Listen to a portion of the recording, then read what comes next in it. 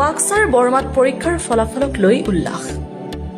আজি ঘোষণা কৰা উচ্চতৰ মাধ্যমিক চূড়ান্ত পৰীক্ষাৰ ফলাফল অনুসৰি কলা শাখাত প্ৰথম আৰু বিজ্ঞান শাখাত বাক্সা জিলাৰ তৃতীয় স্থান লাভ কৰাৰ পিছতেই জিলাখনৰ বৰমাৰ ডক্টৰ শৰৎ ভাগৱতী ছানৰাইজ একাডেমীত আনন্দৰ বন্যা বৈছে। 100% জিলিকিল বৰমাৰ ব্যক্তিগত খণ্ডৰ বিদ্যালয়। ঘোষিত ফলাফল অনুসৰি ডক্টৰ শৰৎ ভাগৱতী ছানৰাইজ একাডেমীৰ পৰা 180 গৰাকী শিক্ষাৰ্থীৰে উত্তীৰ্ণ হয়। ইয়াৰে বিজ্ঞান শাখাত 111 গৰাকী পৰীক্ষাৰ্থীৰ লগতে কলা শাখাত 69 গৰাকীয়ে প্ৰথম স্থান অধিকাৰ কৰে।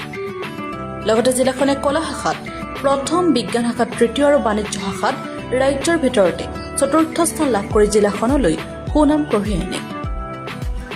ছাত্ৰ ছাত্ৰীক লৈ শোভাযাত্ৰা উলিয়াই একাডেমীখনৰ কৰ্তৃপক্ষই।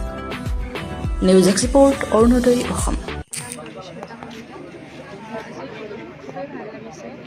ছাৰ মেমহঁতে বহুত কষ্ট কৰিছে আমাৰ লগত আৰু এইখিনি দেখি আমাৰ কেনেকুৱা মেট্ৰিকত 86% পাইছিলোঁ, কিন্তু এইবাৰ মই 90% ছানৰাইজৰ পৰা যেতিয়া কিবা বুজি নাপাওঁ তেতিয়াও বহুত ভালকৈ বুজাই দিয়া আছিল ছাৰ মেমহঁতে।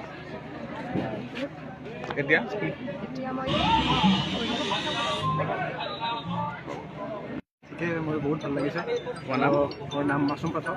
মোৰ মেট্ৰিকত 89% আছিল আৰু এইবাৰ মই ইয়াতে পঢ়ি কিনে 96% পাইছোঁ আৰু গোটেইখিনি ছাৰ অহাৰ কাৰণে হৈছে। আৰু ছাৰক ক'ব গ'লে মই থেংক ইউটো দিম, গোটেই ক্ৰেডিট ক'ব। আৰু মোৰো হৈছে হ'লেও ছাৰ অহাৰ পৰা এইখিনি নহ'লাকৈ কেনেকুৱা ধৰণৰ শিক্ষা ইয়াত ইয়াতে মেইনকৈ টিউশ্যন নহওঁকৈ মই এইখিনি চব কৰিছোঁ, ঘৰতে প্ৰিপেৰেশ্যন কৰিছোঁ। আৰু ছাৰ অহাৰ সেইখিনি আছিল। তোমাৰ ঘৰ? মোৰ ঘৰ আলাকজা। সমূহ ৰাইজলৈকে ছানৰাইজৰ তৰফৰ পৰা নমস্কাৰ জনাইছোঁ। আজি আমাৰ কাৰণে অতি গৌৰৱৰ দিন আৰু আমাৰ মাজৰ পৰা ছায়েন্সত 96% পাবলৈ সক্ষম হৈছে আৰু আৰ্টছত 90.4% পাবলৈ সক্ষম হৈছে। আমাৰ কাৰণে অতি গৌৰৱৰ দিন, কাৰণ আমি এই ছানৰাইজত অহা মাত্ৰ 3 বছৰ হৈছে। 3 বছৰত এনেকুৱা সাফল্য আমাৰ কাৰণে অতি উচ্চ হৈছে। এইখিনিয়ে মোৰ ফালৰ পৰা ক'বলগীয়া। আমাৰ ষ্টুডেণ্ট আছে, ছাত্ৰ ছাত্ৰী আছে, আপোনালোকে তেখেতসকলৰো মনৰ কথা বুজি লওক।